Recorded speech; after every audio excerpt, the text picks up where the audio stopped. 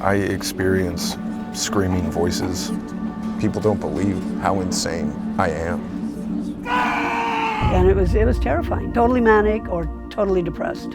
And it wasn't him. The Adam we knew.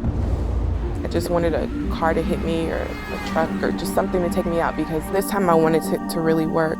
I really felt like I needed to end my life. I felt like I was this complete failure. So I was in really bad shape, and the mental health system only made that worse. It's a mythology to think that there's the normal and then there's the abnormal. The average recovery rate in the Western world, with all our sophisticated diagnoses and medications and highly paid experts, is about 1/3. The recovery rate in the developing world is about 2/3.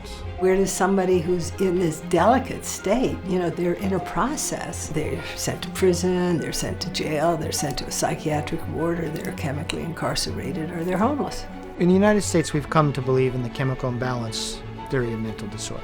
These medicines are very, very powerful in helping, but they can be very powerful in harming. I mean, like the disclaimer on these pills, that's typically the first side effect, is suicidal thoughts. And that's what the doctor is giving you to feel better. I mean, it's crazy. We live in a psychotic society. We do. And what is meant by psychotic? Out of touch with reality. How mental illness is constructed in different places in the world is very, very different. Only in the Western world have we developed this bizarre idea that hearing voices and having strange ideas has no meaning at all. My human rights work has taken me to indigenous and tribal cultures around the world. Often I met individuals who would go into a trance-like state to serve as a healer or visionary for their community. These are the people we call shaman. And I was surprised to learn that many were identified in their youth by having what we would call a psychotic break. Hearing voices, having visions, feeling terrified.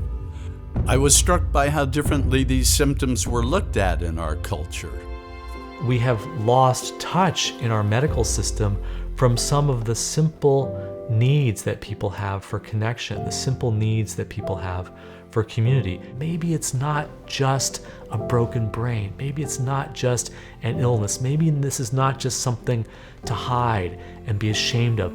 Maybe it's something to explore and learn from.